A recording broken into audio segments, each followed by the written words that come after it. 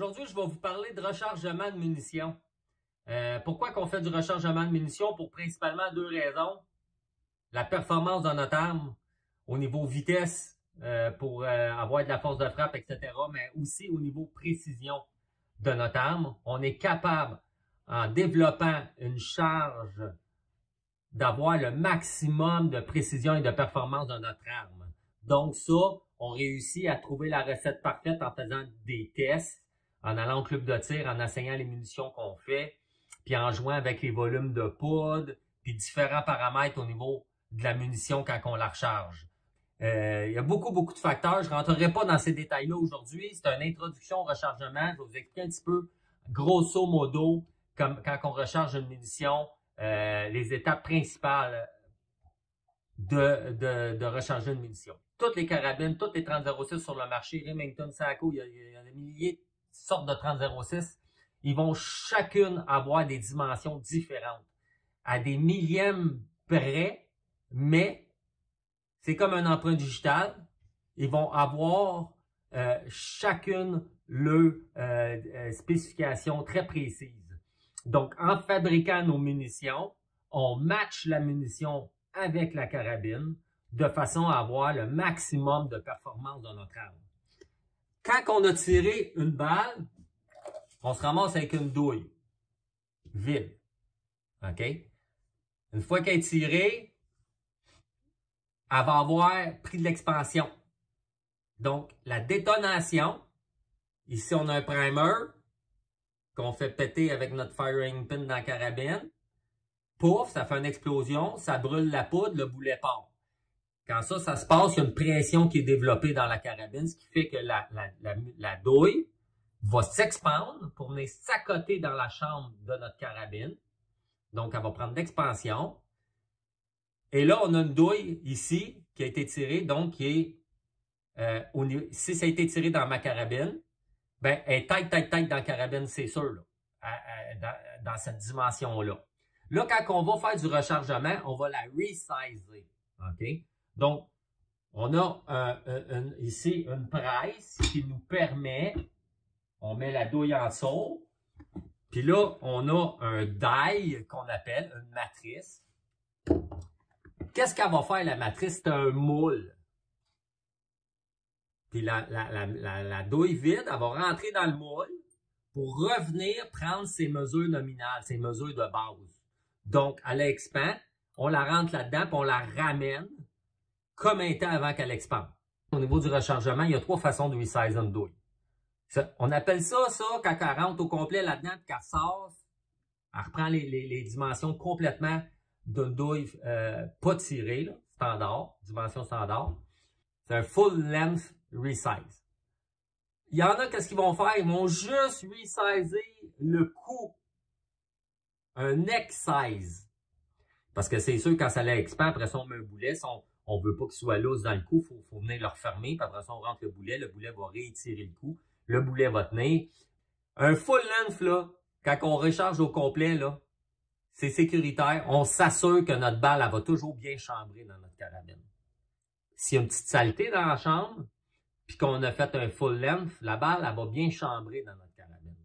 Si on a juste fait le coup, notre douille est super à côté dans la chambre, là. Elle a étiré, elle est à côté dans la chambre, elle est super bien à côté, je ressèche juste le coup, je viens pour chambrer. Si j'ai une saleté qui s'est rentrée quand on va à la chasse, là, il y a des saletés qui peuvent rentrer dans notre carabine. Ça se pourrait que si on a fait un excise, qu'on n'est même pas capable de fermer le bolt parce que la balle, elle veut pas aller s'accoter dans le fond. Fait que, pour le neck size, là, on limite ça quand on fait du tir à la cible, qu'on est sur un bench dans un club de tir. Donc, neck size, je dirais que c'est pour faire du tir à la cible. Full length, on se pose pas de questions. Puis si on veut maximiser, augmenter la qualité de notre munition, l'adapter plus à notre arme, on fait un shoulder bump, qu'on appelle. Donc, on recule les épaules pour que les épaules ne soient pas en contact avec la chambre de 2 millièmes. On commence avec notre douille puis on la resize. OK? Dans un full length die ou un neck size die, Le shoulder bump, on prend un full length die. On fait juste la douille, elle va juste rentrer moins. Fait qu'on va installer mon die sur ma presse. Comment qu'on installe ça? On monte. On descend la poignée ici comme ça. On vient accoter ça en haut. On vient monter notre stroke. On vient accoter notre, je sais pas comment on appelle ça, là, mais notre presse là, est en haut complètement. Fait que là, on descend notre die. On vient accoter sur... Ici, il y a un shell holder en dessous. Là. Ici, il y a un shell holder. Donc, ça tient ma douille ici. Là. Là, ma douille, elle tient dans un shell holder ici. Donc, je monte en haut pour ajuster mon die comme il faut. Je descends mon die jusqu'à temps qu'il touche au shell holder. Moi, je veux ici qu'il y ait un effet de cam. C'est-à-dire que ça va clic. Ça va comme avoir un effet un feeling que ça vient barrer. Donc, là, ça touche. Je redescends ça ici un peu. Je vais tourner à peu près un huitième de tour. Puis là, regardez bien ce que ça va faire ici.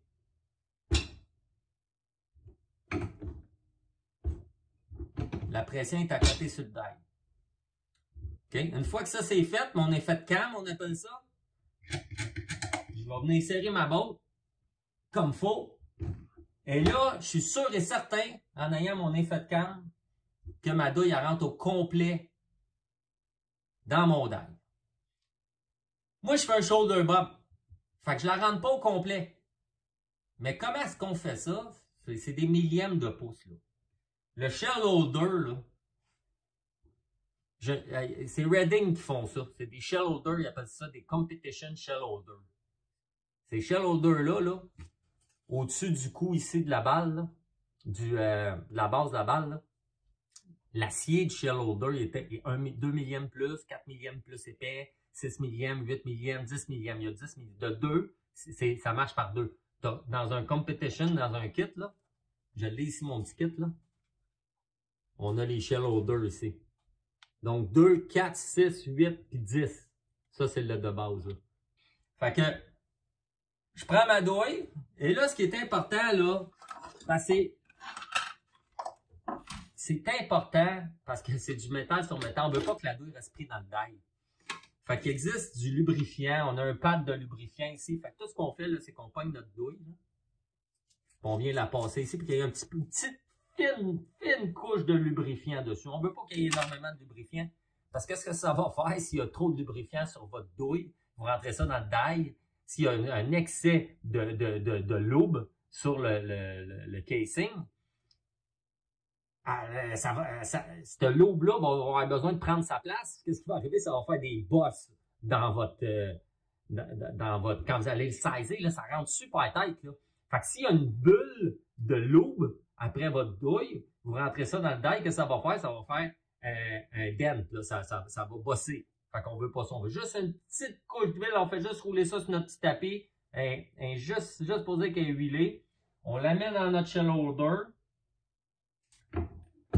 On la rentre dans le die. On la ressort. Et là, elle est resizée. Puis notre resize die, en même temps, ce qu'il fait, c'est qu'il fait enlever le primer. Le vieux primer, il est parti. OK? Dans le milieu du die, en dessous, il y a une pin en plein milieu du die, là. Fait que quand on rentre ça dedans, pouf, ça resize, ça décape le primer. Fait que voyez-vous, là. Fait que là, ma douille est prête à être rechargée. On en refait une neuve avec. Bon. On regarde comment est-ce qu'elle est sale avant de resizer. On regarde si notre trou, là, parce que dans le fond, ici, là, je sais pas si vous le voyez. Ouais, ici, on l'a vu, là. Bon, le feu passe par là.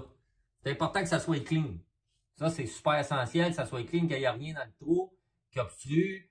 Fait que quand on passe ça dans le tumbler pour la nettoyer, la douille, quand, tu sais, des fois, à un moment donné, ils viennent noirs, ils viennent plus belles, là, on les met dans un tumbler avec un genre de pâte à polir, puis ça fait en sorte que notre douille est super clean, elle est comme une neuve, elle est plus toute ternie, là. Fait qu'on a une belle munition. Mais des fois, le média, là, le produit qui est dans le tumbler pourrait va rentrer dans la douille, c'est sûr. On le secoue de même. mais j'ai souvent vu des grains du média pognés dans le primer roll. Fait qu'on s'assure qu'on n'en a pas, là. Avant de recharger, on s'assure que tout est propre. OK, à un moment donné, il y a des outils pour nettoyer le primer, le trou par où le feu passe. Donc, il y a des outils pour nettoyer le primer pocket, il y a des outils pour nettoyer le primer roll. Je vous montrerai ça dans une autre vidéo. Mais là, ça semble beau, mais moi, j'étais un peu fou. Fait que je vais nettoyer. J'ai une petite machine facile ici, là. Fait que c'est un petit outil, là, ça tourne. Il y a différents outils après ça, dont une petite brosse pour nettoyer le primer pocket. Ils appellent ça le primer pocket.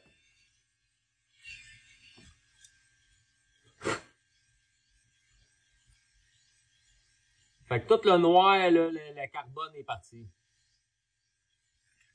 OK? Les autres outils, là, c'est des deburring tools. Ça, c'est si on coupe la douille, on la rapetisse, mais la coupe a fait de la merde un peu, là. Excusez-moi l'expression. Fait qu'on vient deburring tool, mais on vient chanfrer en tout cas en français. On s'en vient nettoyer la coupe pour faire une belle coupe. On nettoie la coupe par l'intérieur et par l'extérieur. C'est ça les deux autres outils qu'on a. Je vais prendre la mesure de ma douille. Avant de commencer à charger ça, je vais m'assurer que mon chose est à 0.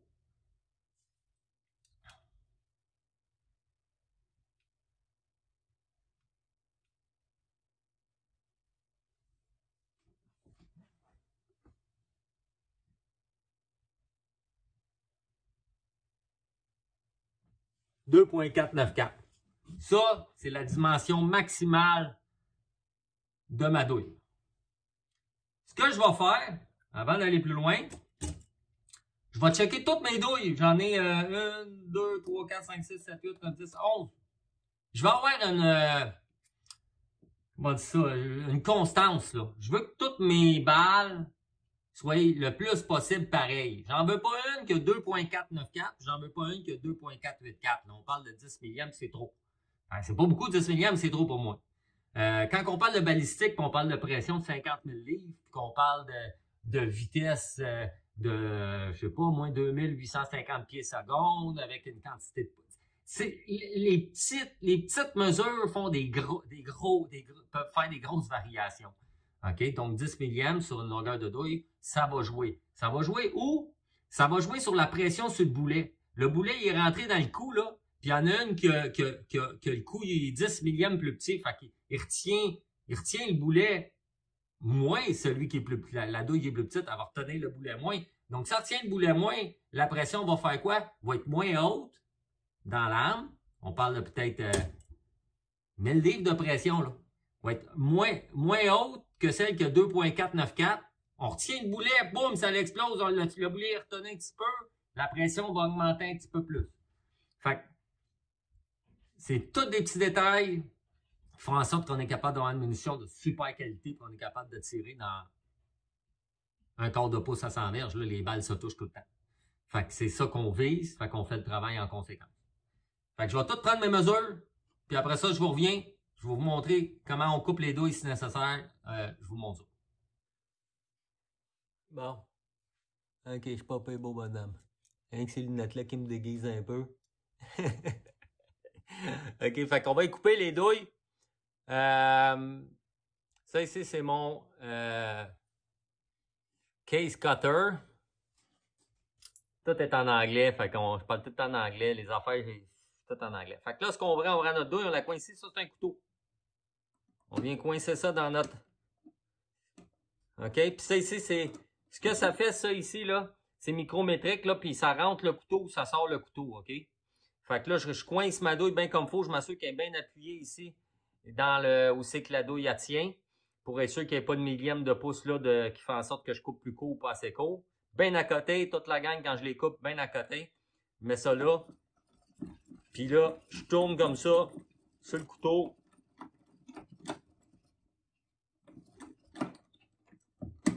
C'est fait. On l'a coupé. Prends mesure.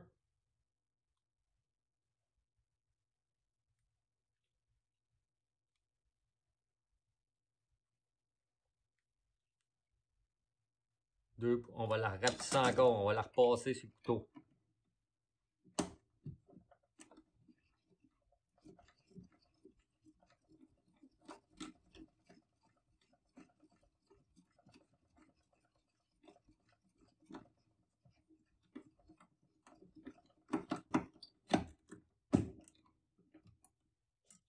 Yo! Il était ici.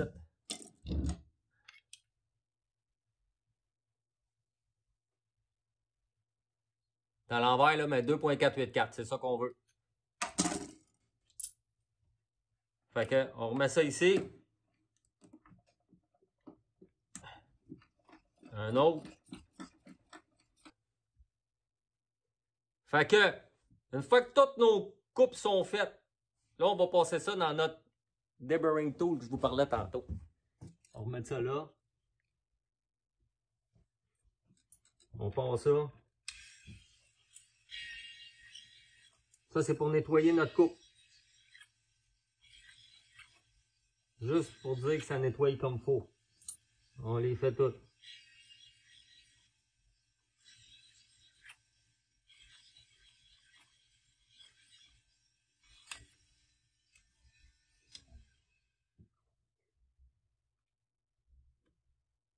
C'est fait. Fait que là, on a des douilles coupées. Les coupes sont belles. Les primers sont enlevés. Elles sont resizées.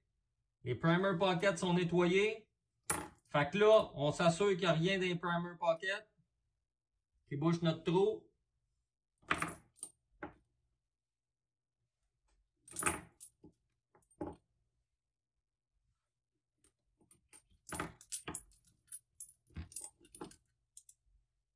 Tout est beau. Fait que là, ce qu'on fait, on installe des primers. Fait qu'il existe un équipement pour ça. Un primer seater.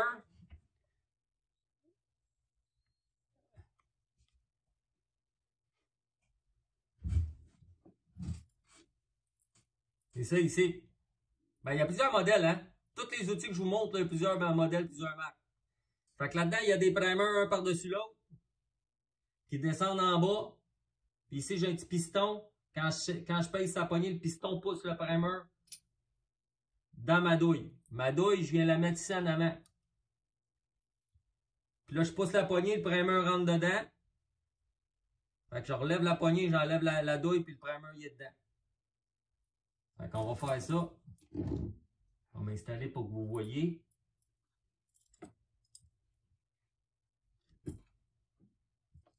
La pression jusqu'à temps que ça accote dans le fond. Un beau primer neuf. On les fait toute la gang.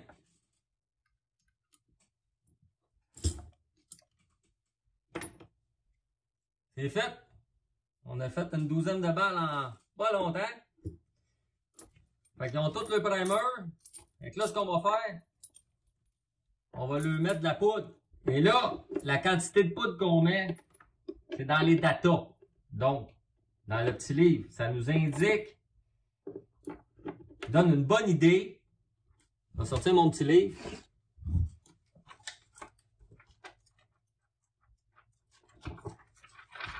.06.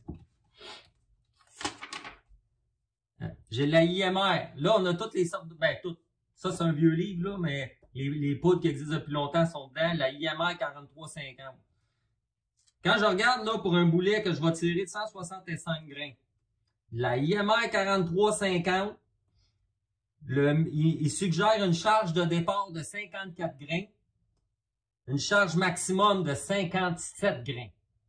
Ça dit que là, eux autres qui utilisent une carabine, il est écrit dedans, là, puis longueur de canon, etc., qui va faire varier la vitesse un peu. Là, il y a 24 pouces de canon, là, c'est plus rapide que 22 pouces de canon. Il y a d'autres facteurs aussi, dont le twist dans le canon, là, le nombre de tours au pied que la balle a fait avant de sortir du canon. Il y a des twists de 1,10, 1,12, 1,10 3/4. 30,06, c'est 1,10. Fait que, mais comme mon frère, lui, ça court, là, c'est un proche 11, je pense, c'est 1,10 3/4, je pense. Fait que ça change la vitesse, là. Ça donne une idée de pression et de vitesse. Donc, la IMR 4350 avec un boulet de 165 grains. Encore une fois, les boulets sont tous pareils. Ça a une influence sur la vitesse aussi. On parle d'une pression dans la carabine qui est safe, là, de 43 000 livres avec une charge minimum. Une vitesse qui devrait sortir autour de 2634 pieds secondes. Si j'utilise la charge maximum de 57 grains, ça donne une vitesse de 2828 pieds secondes avec une pression de 48 900 livres. Ça donne une idée combien de poudre qu'on met dans une balle. On commence avec ça. Et là, on fait des tests. On tire. Quand on reload, on va mettre le minimum. On va aller au club de tir. On va checker comment ça tire. Y a-t-il de la pression? Est-ce qu'il y a de l'overpressure? Quand on part avec les charges minimum, il y en a rarement. Quand on arrive aux charges maximum, il pourrait y avoir de la pression dans certaines armes, dépendant de l'arme que vous avez et des différentes dimensions de votre arme. Comment qu'on sait s'il y a de la pression? Si on éjecte la balle et c'est dur à lever le bolt pour que la balle éjecte, ça veut dire que la balle est bien pognée, elle a eu un overload de pression, elle est difficile à éjecter. Ça, c'est une raison d'overload de pression. Puis il y a d'autres aussi critères, caractéristiques qu'on peut remarquer sur une douille qu'on éjecte s'il y a eu trop de pression, dont des fois les gaz qui ont sorti par le trou du primer, là, le firing hole, le trou par où le feu passe. S'il y a d'overpressure qui passe par là, des fois on va voir en arrière du carbone, derrière la munition. Ou même des fois un petit trou qui c'est entre la douille et le primer, on va voir un petit chemin par où la pression a sorti. Là, on est en overpressure, il faut faire attention. Donc, quand on reload, c'est important d'être sécuritaire, de faire ça dans les règles de l'art, de ne pas aller trop vite avec des charges sans savoir trop ce qu'on fait. C'est important de savoir ce qu'on fait. Ma 3006, étant donné, comme j'expliquais tantôt, que j'ai une chambre qui me permet d'avoir une balle plus longue, ben en général, ça va me permettre de mettre aussi plus de poudre. OK?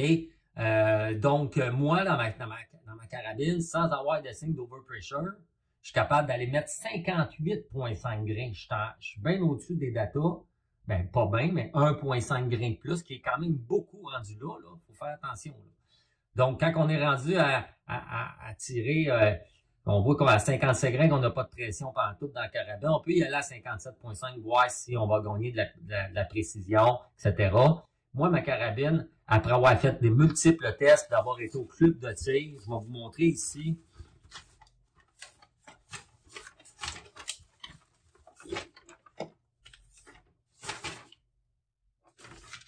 Quand je vais au club de tir, 58 grains, ça donnait ça.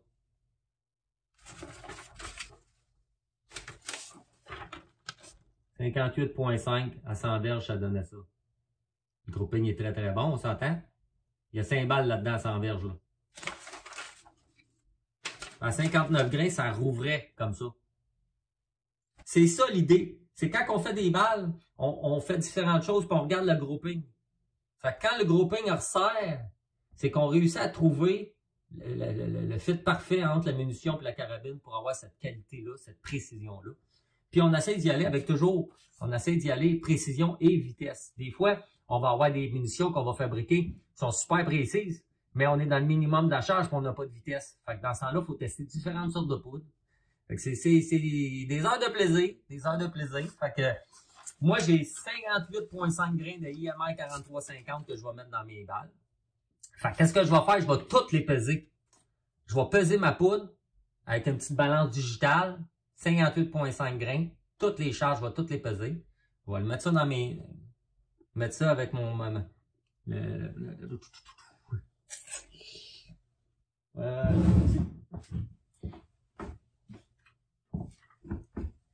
J'ai une petite balance digitale.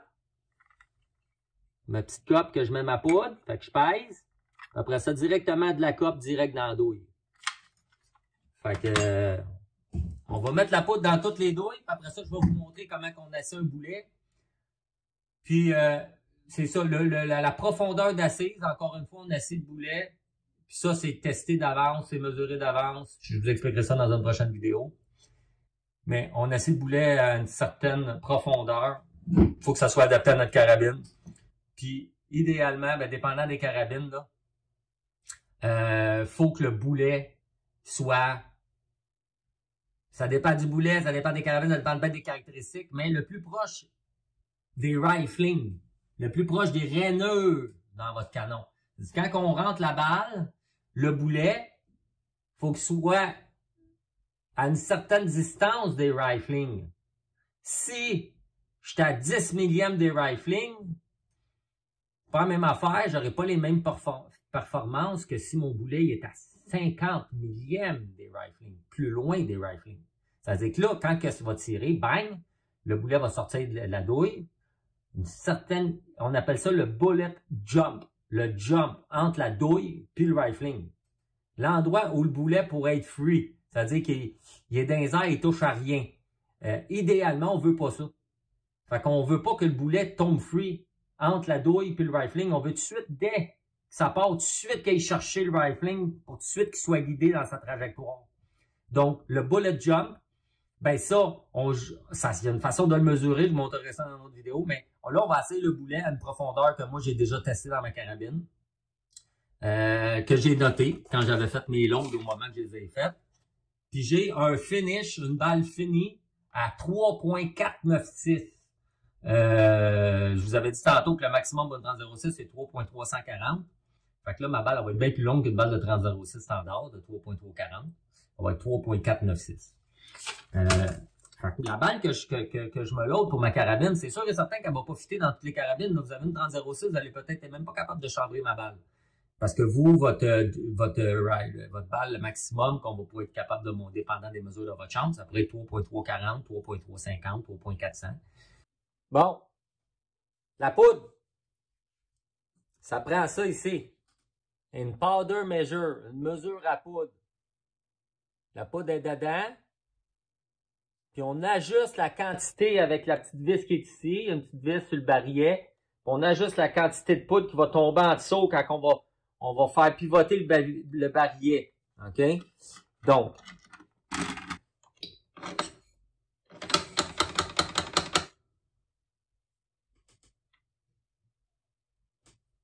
58.1 ».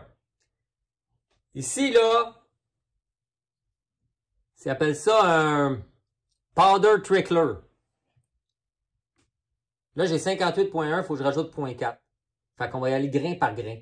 Fait que j'ai mis de la poudre là-dedans. Je tourne la petite roulette. C'est une vis sans fin, ça amène de la poudre. Ça va tomber grain par grain. Je mets ça devant ma petite balance. Je tourne.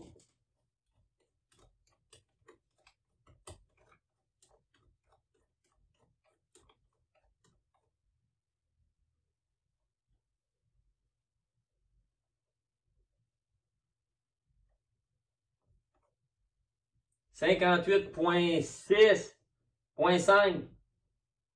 Fait que j'ai ma quantité de poudre. Je prends une douille. Attention pour pas qu'il en tombe à côté. Et voilà. Ma poudre est là. Je vais la remettre debout dans mon petit support. Je vais me reprendre un peu de poudre. La bonne poudre.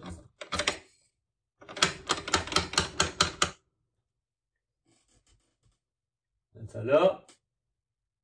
Oh, 58.1.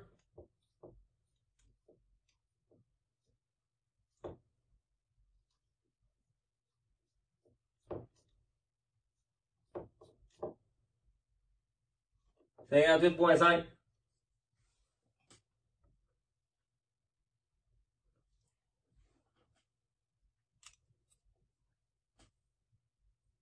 Fait qu'on mesure toutes nos charges, 58.5, on les remplit toutes, puis après ça, on passe au die pour asser le boulet. Bon, on est rendu à asser les boulets. Donc, on va utiliser un seater die. On va installer ça sur la presse. OK? Donc, ce que ça fait, c'est que quand on rentre la douille, on va vous montrer.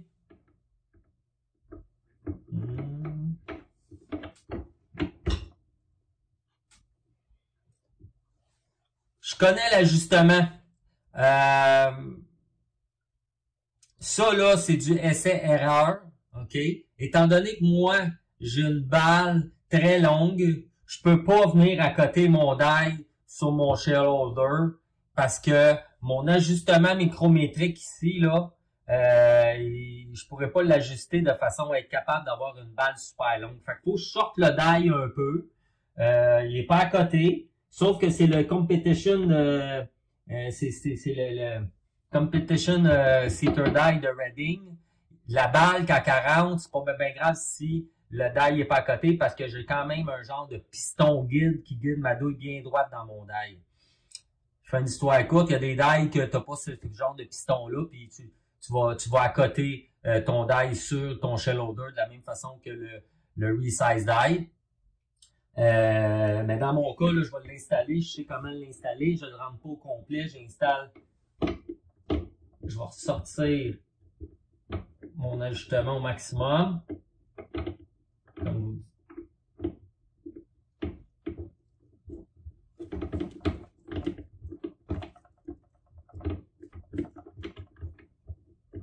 Bon, là, on va rentrer un peu, comme ça.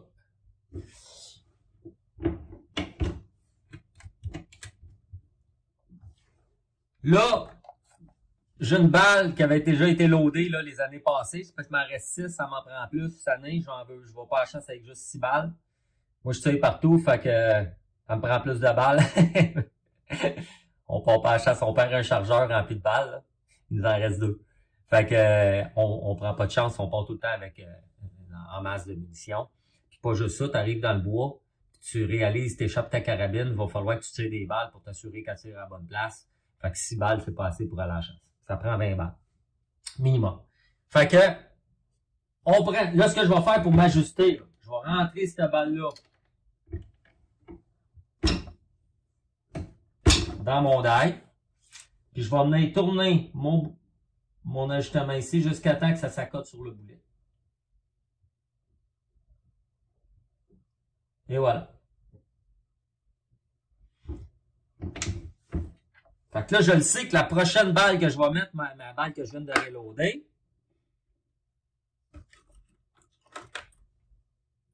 on va mettre le boulet ici. On va venir installer ça ici dans le die.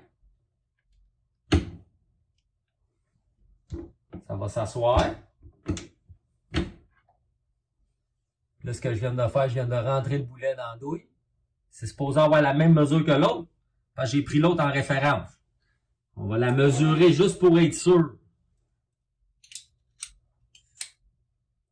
Mon vernier est à 0.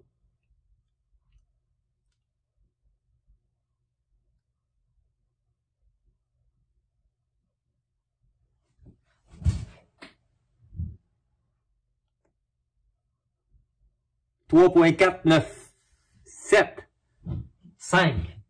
J'ai dit 3.496. 1 millième de plus. L'imperfection des boulets, 1 millième là, je l'ajuste. Admettons, je donne 1 millième de plus, celle-là va être à 3.496. Je vais mettre un autre boulet, je vais être à 3.497. À 1 millième près, là, on commencera pas à jouer avec ça parce que dans les boulets, surtout avec les types comme ça en polymère, il va y avoir une petite variance là, de 0.51 millième. Là, fait que on est quand même très précis. Là. Fait que, voyez-vous, là, j'ai une balle de fini. Fait que tout ce qu'on fait, c'est qu'on s'assure qu'on a de la poudre dans notre munition. Hein? On double-check toutes nos affaires. Tout le temps. On va prendre une petite mesure, juste pour voir ce que ça dit.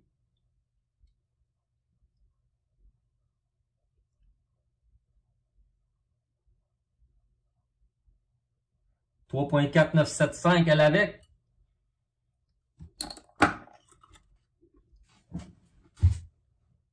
Et voilà une balle de 30,06 fraîchement rechargée.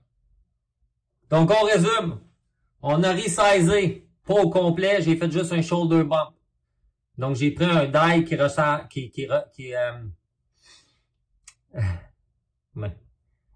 Un die qui resize au complet, qui est fait pour resize au complet, sauf que j'ai rentré la balle moins dans le die pour reculer les épaules, pour que mes épaules de ma balle soient à 2 millièmes en arrière de ma chambre. Donc, on a resizé sans enlever le primer, on a nettoyé notre primer pocket, on a mis un primer, on les a mesurés, on les a coupés, on a nettoyé notre coupe, on a nettoyé notre cou, on a mis de la poudre dedans, on a remis un primer, je sais pas si je l'ai dit, on met notre poudre dedans, bien calculé, on assit notre boulet à bonne distance, bon, c'est pas compliqué, là, puis on a une balle parfaite pour notre carabine.